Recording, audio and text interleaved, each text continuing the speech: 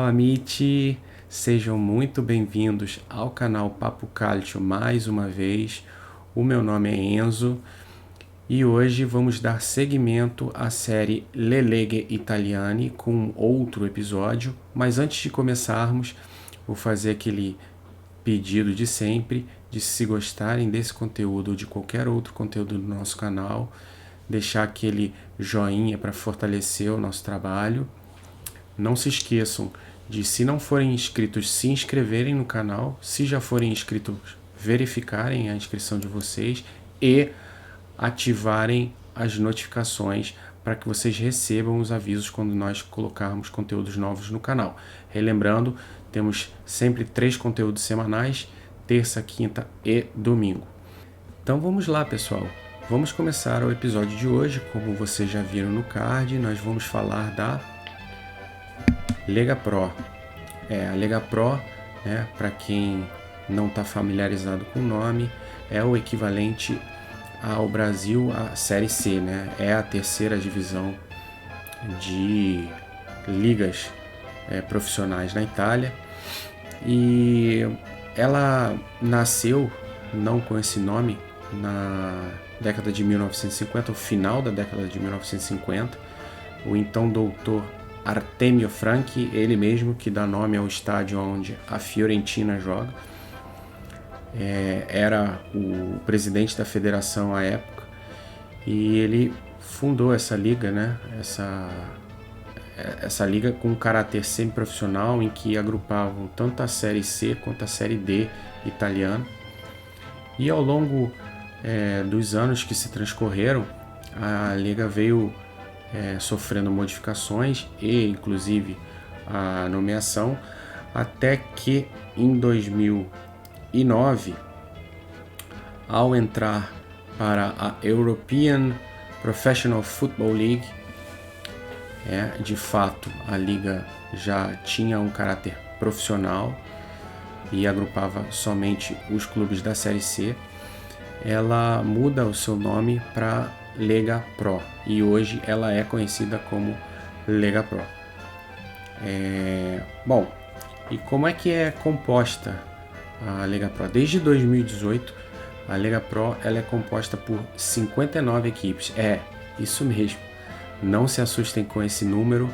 De fato, a partir da Lega T, a Lega T e a Lega D, são as ligas que têm os maiores números de clubes comparados à Liga A e à Liga B,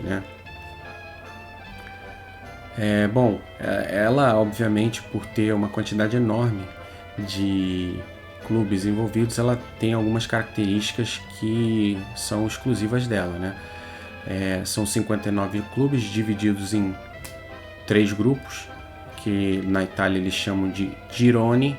Então temos o girone A, o girone B e o girone C, ou seja, o grupo A, o grupo B e o grupo C.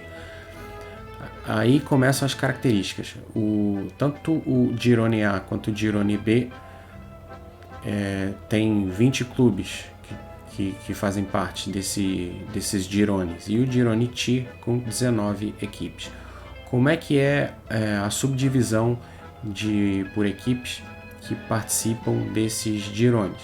Bom, até a temporada passada, a subdivisão dos girones era feita de forma regional, em que no girone A estavam agrupados os clubes que geograficamente estavam posicionados na porção norte e centro-oeste da Itália. O girone B agrupava os clubes que estavam dispostos geograficamente na porção norte e centro-leste da Itália. E o girone T agrupava todos os clubes que estavam na porção sul da Itália. Para essa temporada especificamente de 2021-2022, foi votada através do Conselho e aprovada que essa subdivisão vai sofrer uma pequena modificação, que teremos 3 girones, sendo que um girone composto de equipes que fazem parte da porção norte do país, o girone B a porção Centro, né? E o Girone T, que vai ser os clubes que pertencem à porção sul da Itália. Bom, e como é o critério, né? Como é que é o critério de subida e queda dos clubes na Lega Pro, né? Antes de mais nada, o sistema de pontuação, que é um sistema comum utilizado na maioria dos campeonatos no mundo, quase posso falar que a totalidade dos campeonatos, né? Sistema de pontuação, 3 pontos vencedor, 1 ponto empate e nenhum ponto o time que é derrotado. Sobem 4 clubes, né? 3 diretamente por serem os campeões de cada um dos girones e um quarto clube que é definido através de playoff. Em contrapartida, os clubes que caem para a Lega D, né, ou a Série D, caem na totalidade 9 clubes, 9 clubes, não se espantem com esse número, né, em que os 3 piores clubes, ou seja, os últimos colocados de cada um dos girones, caem automaticamente, né, e os outros 6 são determinados através de um playout, que a gente vai explicar detalhadamente um pouquinho mais à frente.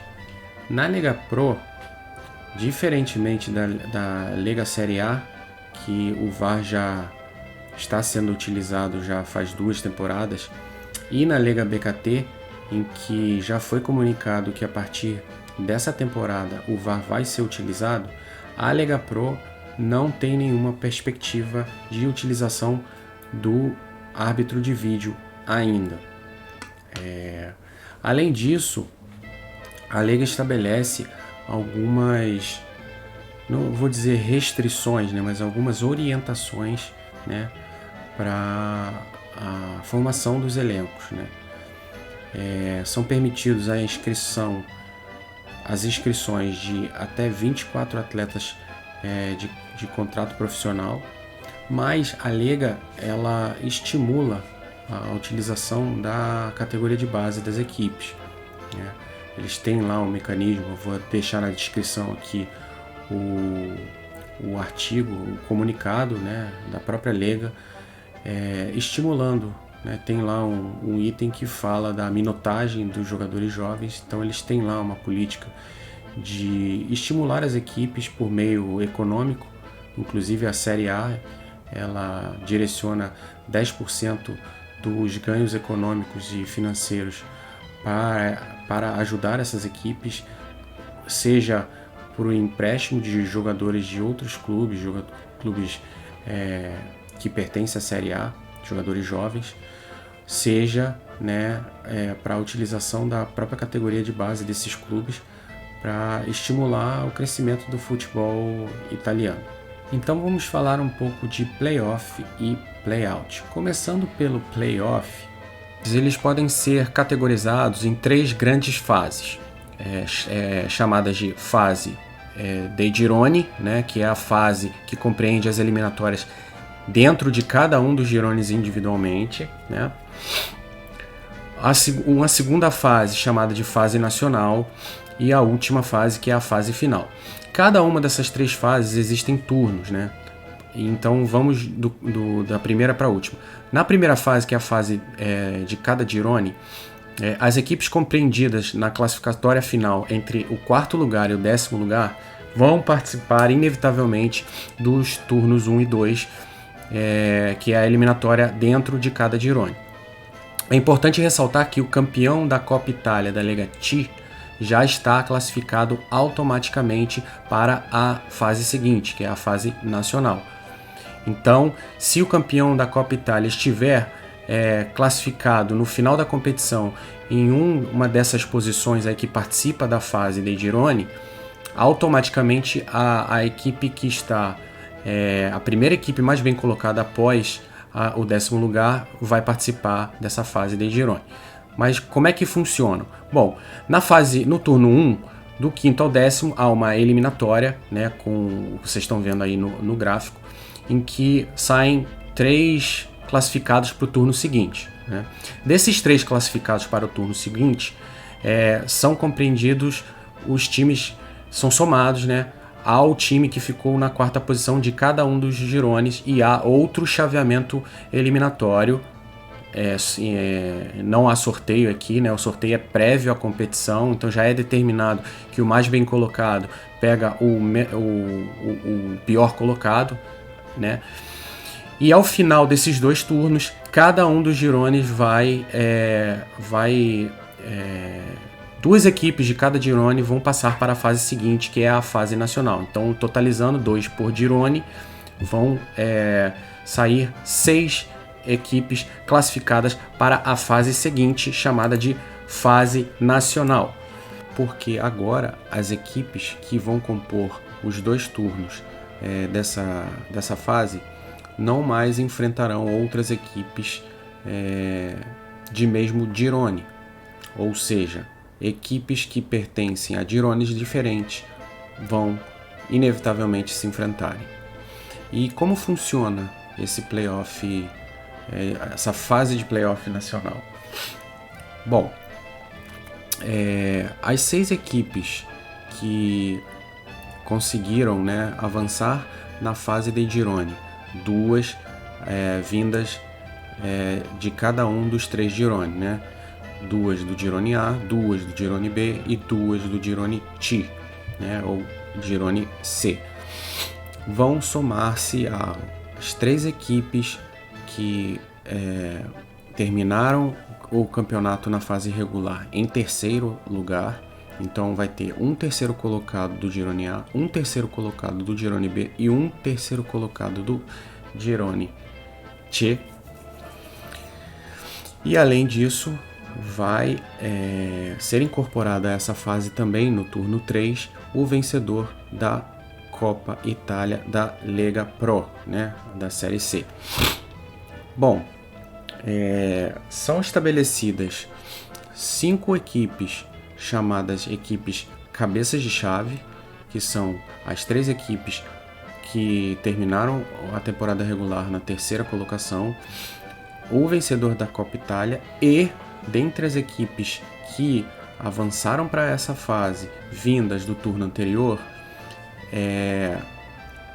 pega-se a equipe mais bem colocada no geral e torna essa equipe também uma cabeça de chave. As equipes que restam, há um sorteio, né, para que cada uma delas componha um chaveamento aí, né, um enfrentamento, totalizando 5 confrontos, como é apresentado aí na imagem, em que cada um desses confrontos haverão 2 jogos, um jogo de ida e um jogo de volta. Ou seja, cada uma das 10 equipes que compõem o turno 3 da fase nacional disputarão no turno 3 apenas 2 jogos, um de ida e um de volta. Ao final desse turno, dentro desses 5 confrontos, obviamente vão ser promovidos ao turno seguinte 5 equipes, né? As equipes que conseguiram, no somatório dos jogos, conquistarem essa vaga ao turno seguinte. Ou seja, vai ter um vencedor do jogo 1, um vencedor do jogo 2, um vencedor do jogo 3, um vencedor do jogo 4 e um vencedor do jogo 5.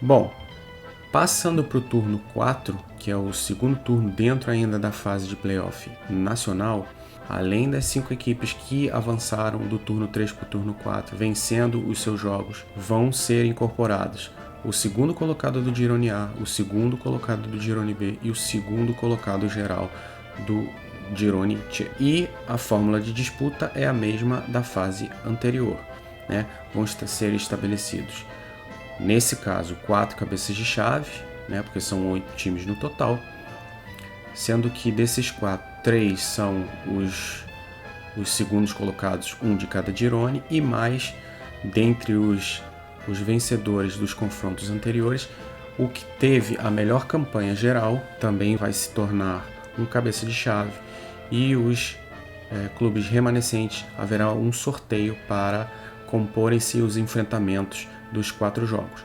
Também nesse turno, apenas cada um dos 8 clubes vai jogar 2 jogos, ou seja, um de ida e um de volta.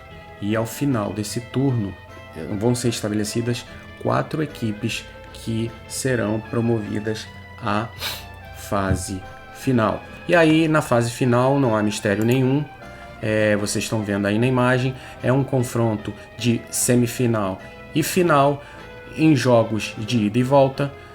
Não há aqui um sorteio pré-estabelecido, é feito um sorteio antes de se realizarem os jogos, ou seja, é feito um sorteio normal e as equipes vão se enfrentar em semifinais. Cada um dos vencedores de cada uma das semifinais vai fazer a grande final, todos em 2 jogos, como eu disse. E daí, ao final dessa complexidade de playoff, vai sair o 4º time que vai ser promovido à Lega BKT. Bom, explicado o playoff, agora vamos para o playout, que são as equipes que foram ou vão ser relegadas para a Lega Série D. Como eu disse lá no começo do vídeo, são 9 equipes que são relegadas à Série D da Lega T. E como vocês estão vendo aí na imagem, as 3 piores equipes classificadas em cada um dos girones automaticamente são rebaixadas. No Girone A é a 20ª, no Girone B também é a 20ª e no Girone T é a 19ª. A composição, né, das outras 6 equipes que também vão ser rebaixadas junto com essas 3 é feita da seguinte forma: pegam-se as 4 piores equipes de cada um dos girones, excluindo-se as que já foram rebaixadas automaticamente, e é feito um chaveamento eliminatório, né, um mata-mata eliminatório em jogos de ida e volta, respeitando sempre o mais bem colocado enfrenta o pior colocado. E aí, obviamente, cada girone vai ter 4 jogos, né, 2 chaves ida e volta com 4 jogos no total, e disso vão sair por cada girone mais 2 equipes que vão compor as equipes rebaixadas. Então, na totalidade, 2 por girone, 6 somadas às 3 que já caíram, 9, totalizando as 9 equipes rebaixadas à Série D. Ufa, extenso, né? A Lega Pro é uma liga peculiar, né? Então, realmente explicar com detalhes às vezes é um pouco até cansativo para quem ouve. Peço até desculpa se é muito detalhe. Às vezes as pessoas nem querem saber tanto da Lega C, mas como é um campeonato importante, a gente gosta, a gente fala. Espero que vocês estejam gostando do conteúdo. Então vamos falar de curiosidades, né? Curiosidades é bom porque descontrai um pouco e acho que vocês vão gostar dessas curiosidades que eu vou trazer para vocês. A Lega Pro, né, tem algumas curiosidades bem legais. Dentre as equipes que participam da Lega Pro, existem algumas equipes que são bem chamativas, como por exemplo o Pro Vercelli. Pro Vercelli, que é uma equipe clássica na Itália. Para quem não tem o conhecimento, o Pro Vercelli é um dos maiores ganhadores de títulos de primeira divisão na história do futebol italiano. Ao todo, o Pro Vercelli tem 7 conquistas de Série A.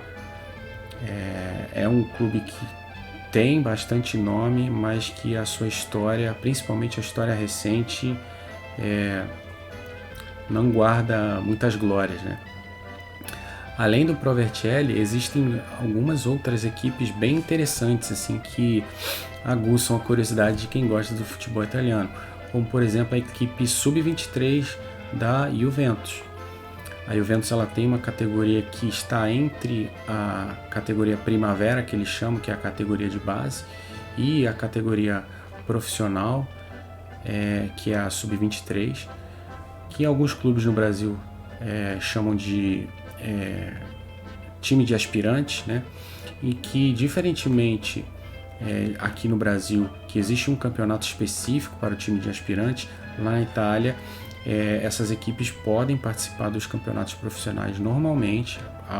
Esse time da Juventus, por exemplo, já participou da Liga B, só que uma equipe sub-23 não pode competir numa mesma divisão em que a equipe profissional dispute. Mas além da Juventus, existem algumas outras equipes bem curiosas, como por exemplo Cesena, Modena e Carpi, que são equipes. Cesena e Modena são equipes clássicas da década de 90 no futebol italiano. Quem assistiu já ouviu falar e viu algum jogo, né? O Carpi, que até recentemente jogou a Série A, né? Em 2015, 2016 o Carpi chegou a estar na Série A. Além desses clubes, existem clubes com bastante nome, como por exemplo o Palermo.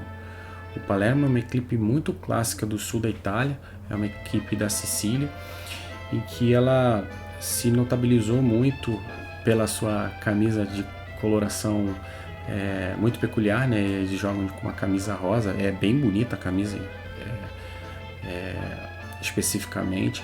O símbolo é uma águia, hoje, né, foi mudado para uma águia, mas o símbolo do Palermo sempre foi muito bonito. E o Palermo teve já no seu elenco alguns jogadores que hoje fazem muito sucesso, como por exemplo Cavani, Franco Vasquez, Dybala, Barzagli, que é um ídolo italiano, Sirigu, que hoje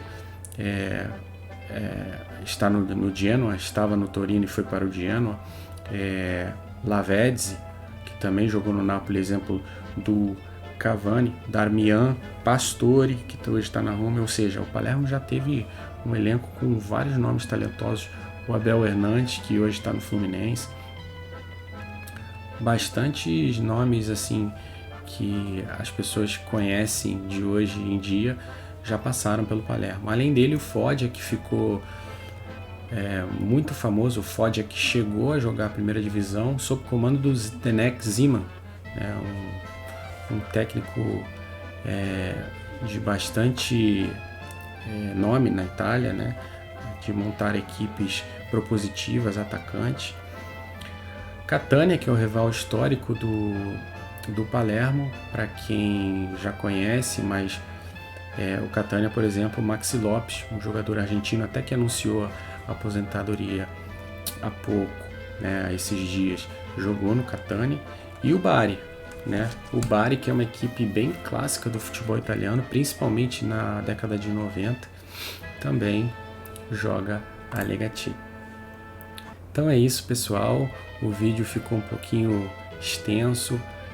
Espero que não tenha ficado cansativo para vocês. Se ficou, peço desculpas, mas é porque realmente a gente tem que passar o maior número de informações para que não gere tanta confusão na cabeça de vocês. Ainda assim, se ficarem com alguma dúvida ou quiserem fazer alguma sugestão ou algum comentário, deixem aqui embaixo nos comentários a pergunta, a sugestão de vocês, que a gente sempre procura responder da melhor forma possível, tá bom? Agradeço demais a todos que estão participando, interagindo conosco. Novamente peço que, se vocês gostarem desse ou de qualquer outro conteúdo do nosso canal, deixa aquele joinha para fortalecer o nosso trabalho aí. Verifiquem a inscrição de vocês. Se não forem inscritos, se inscrevam. Se já forem, verifiquem se está tudo ok, tanto na inscrição quanto na notificação dos conteúdos, o vulgo sininho. E no mais, é isso. Não se esqueçam de, se puderem, compartilhar esse ou outro vídeo do nosso canal com os seus amigos, para que a gente possa atingir mais pessoas e dar seguimento ao nosso trabalho. E no mais é isso. Nos vemos em outro episódio de alguma das nossas séries. Por hora é isso. Grazie mille e arrivederci.